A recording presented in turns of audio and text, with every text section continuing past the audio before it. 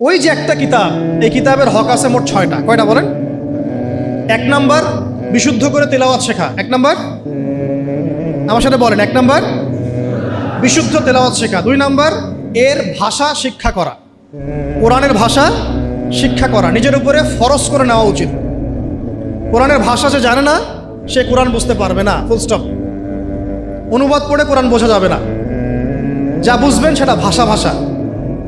Arabic two Arabic না বুঝতে পারলে কোরআনের মূল অন্তর্নিহিত সার আপনি উদ্ধার করতে পারবেন না, চরমভাবে ব্যর্থ হবেন। একটা ল্যাঙ্গুয়েজ না জানলে আমি ইংরেজি ডিপার্টমেন্টে ভর্তি হতে পারবো না। সিম্পল, এটা অ্যাজ সিম্পল অ্যাজ দ্যাট। আমি ইংরেজি জানি না, তাহলে ইংরেজি মাধ্যমে আমি পড়াশোনা করতে পারবো না, সিম্পল। আরবি জানি না, আমি কোরআন বুঝতে পারবো না। যা বুঝতে পারবো সেটা অনুবাদ দেখে দেখে, অনুবাদ দেখে বোঝাটা আর কোরআনের গভীরে যে ঢোকা, এটা মানে 7 জমিন আর 7ম আসমানের মধ্যে পার্থক্য, এত বেশি পার্থক্য সম্ভব না। তো 2 নাম্বার হচ্ছে আমাকে ভাষা শিখতেই হবে। আমরা একটা জোর দাবি জানাবো, প্রত্যেকটা প্রতিষ্ঠানে যেন কোরআনুল কারীম শিক্ষাটাকে বাধ্যতামূলক করা হয়। প্রত্যেকটা প্রাইমারি স্কুলেই আল কোরআনের শিক্ষাটাকে বাধ্যতামূলক করতে হবে। আপনারা এগ্রি করেন তো নাকি? চল, প্রত্যেকটা হাই স্কুলে আরবি ভাষা শিক্ষাটাকে বাধ্যতামূলক করা উচিত। যেভাবে ইংরেজি বাধ্যতামূলক করেছেন ঠিক সেইভাবেই প্রত্যেকটা ইউনিভার্সিটিতে নবী সাল্লাল্লাহু আলাইহি ওয়াসাল্লামের জীবনীর জন্য সিরাতের আলাদা ফ্যাকাল্টি থাকতে হবে ইনশাআল্লাহ। প্রত্যেকটা প্রতিষ্ঠানে ফরজে আইনের কোর্স থাকতে হবে, আমাদের ভাইরা জানবে কোন কোন বিষয়গুলো ফরজে আইন।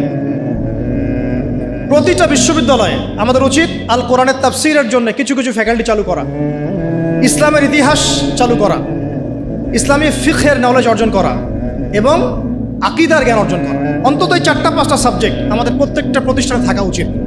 ইউনিভার্সিটি লেভেলের কথা বলছি, অন্তত ইউনিভার্সিটি লেভেলে। আর মূল পড়াশোনা তো আমরা করব প্রাইমারি লেভেল থেকেই। আল্লাহ পাক আমাদেরকে তৌফিক দান করেন। তো শিক্ষানীতিতে অনেক দৈন্যতা আছে, ওইটা আমার লাস্ট পয়েন্ট হবে ইনশাআল্লাহ। আগে বলে নেই যে 6টা কি কি। একটা কি ছিল? কোরআনের বিশুদ্ধ তেলাওয়াত শেখা। 2, এর ভাষা শিক্ষা করতেই হবে আপনাকে আমাকে।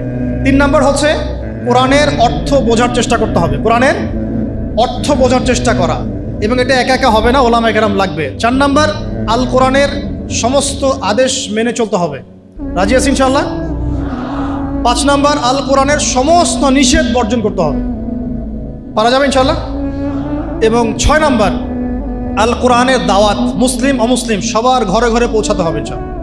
এটাকে আপনার লাইফের চ্যালেঞ্জ হিসেবে, অ্যাম্বিশন হিসেবে গ্রহণ করেন। আল্লাহ পাক তৌফিক দান করেন।